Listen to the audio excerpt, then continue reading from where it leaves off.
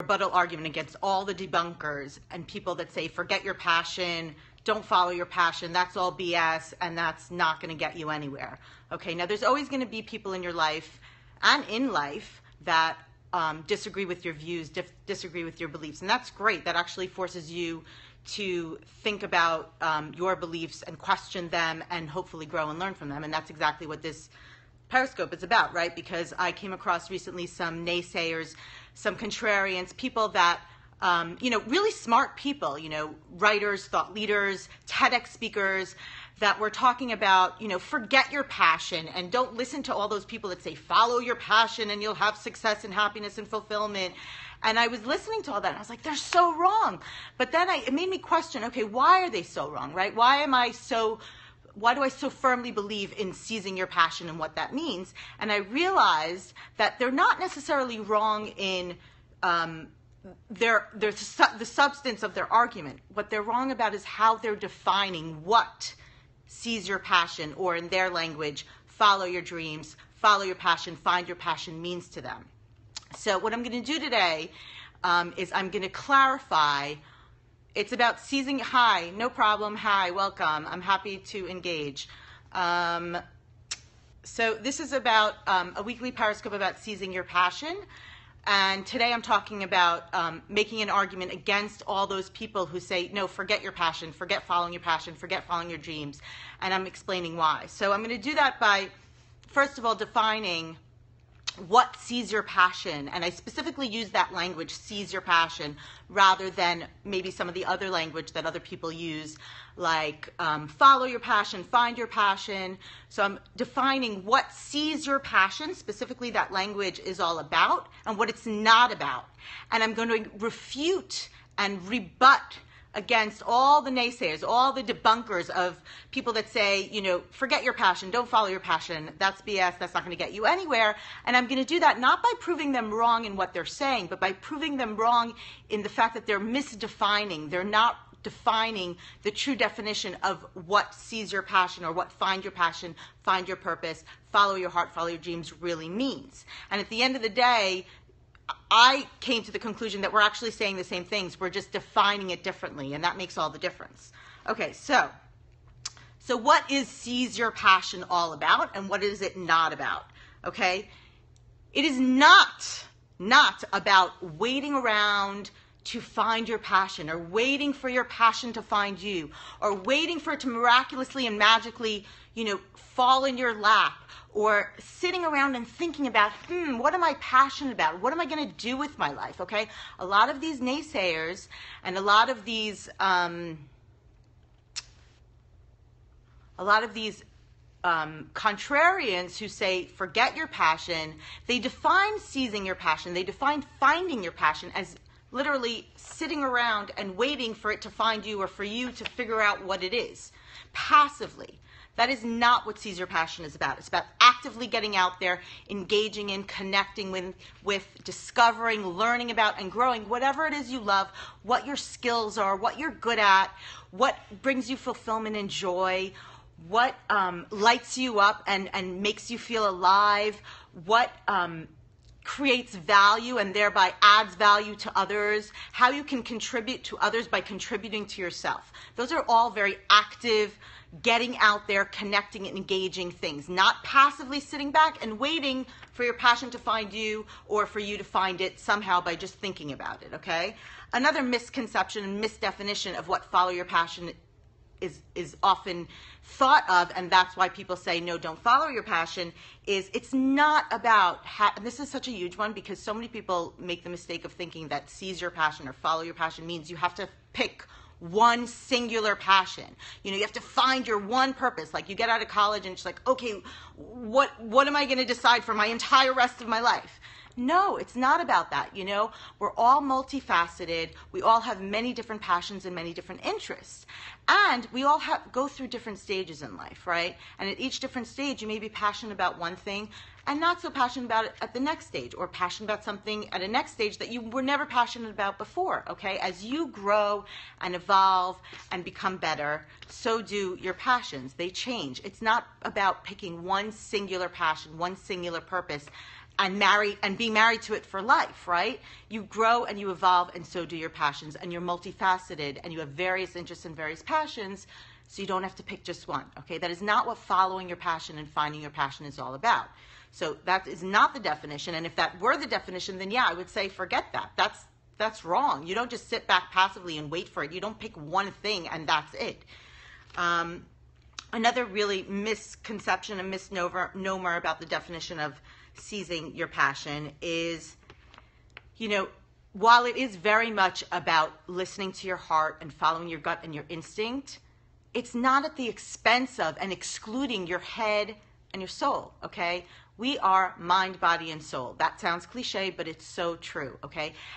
But when people say follow your passion and listen to their heart, the true definition of that is if you're truly listening to your heart, you're also listening to your head, and you're also listening to your soul and your spirituality and your fulfillment, because you can't have one without the other, right? It's not about living in La La Land and being impractical and throwing all reason aside, okay? You could be passionate about painting, for example, but if you're not very good at it, or if you know that you can't make a living out of it and it's not practical for you, then don't follow your passion as a career and provide for your family by pursuing that passion and not doing anything else.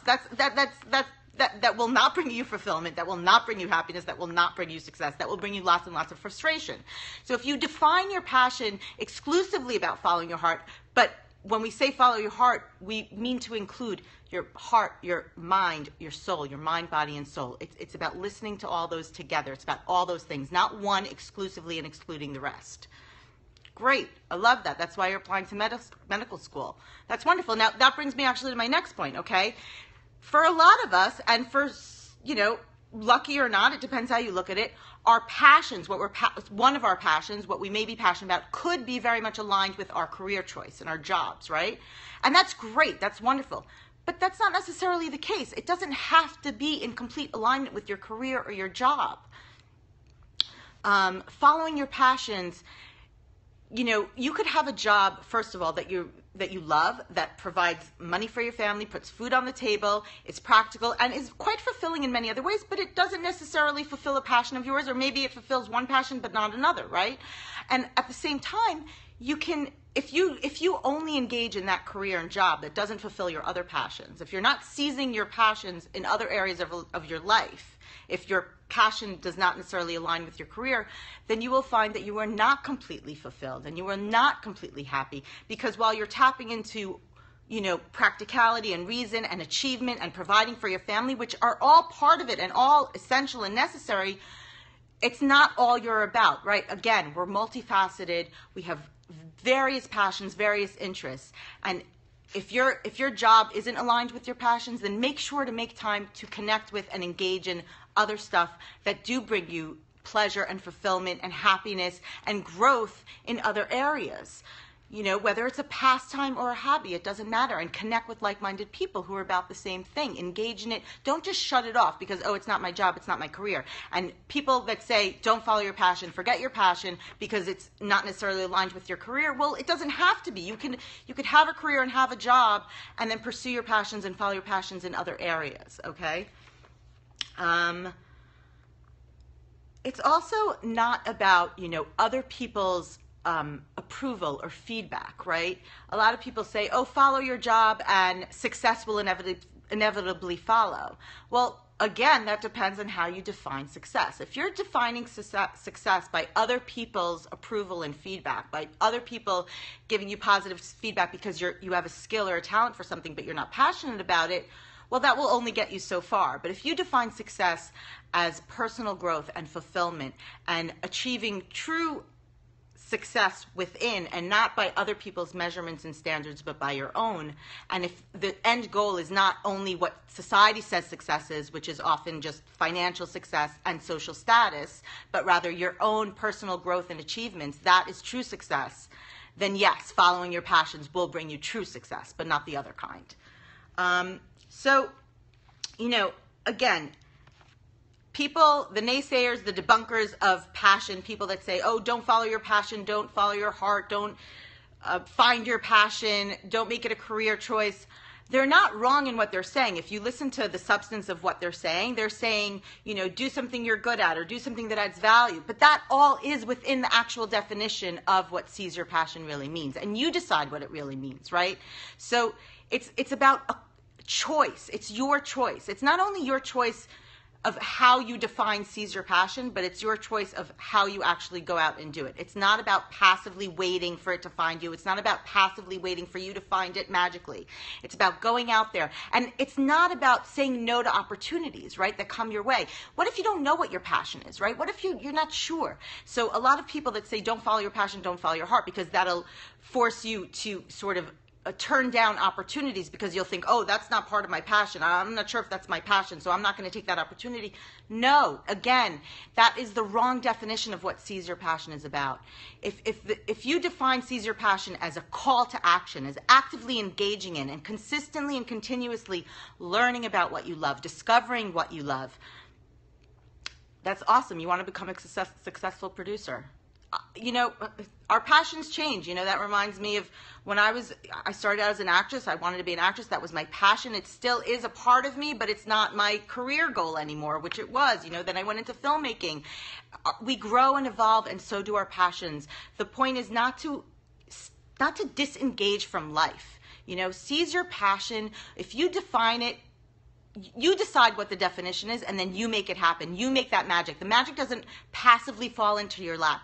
By you defining it as actively learning about new things and taking new opportunities and discovering what your new passions may be, or how you can grow your passions, or how you can turn your passions into your career and job if that's your goal, or how you can have a goal, how you could have a career and a job on the one hand but still pursue your passions and have a fulfilled life on the other.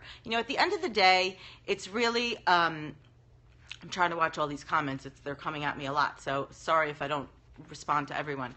At the end of the day, what seize your passion really is about is, one day you're going to look back when you're very, very old, hopefully, and you're going to say, well, did I really fully live my life?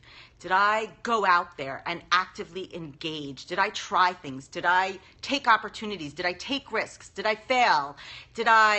Or do I wish I had? Did I, think about, oh, what do I want to do with my life? And my life kind of just passed me by. At the end of the day, it really comes down to that. And that's why the language of seize your passion is so important to me.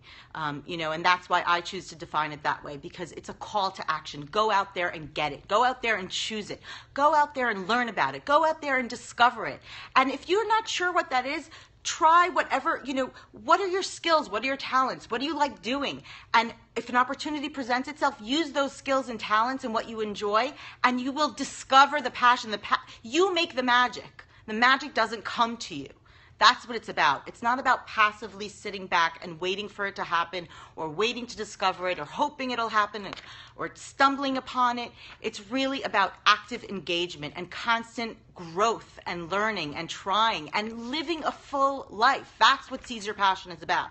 So that is my rebuttal argument against all the naysayers and all the debunkers of passion and people that say, don't listen to that follow your passion stuff.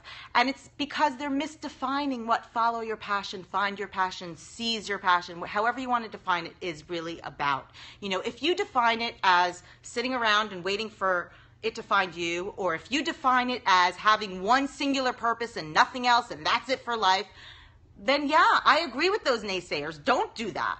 But if you define it as something else, if you define it as actively going out there and engaging with and connecting with and learning about what you love, what your skills are, what your talents are, taking opportunities, taking risks, trying different things, doing things that give you fulfillment in all areas of your life, following your heart, your mind, body, mind, and soul. Okay, it's about integrating all of that and incorporating all that and implementing that on a daily basis.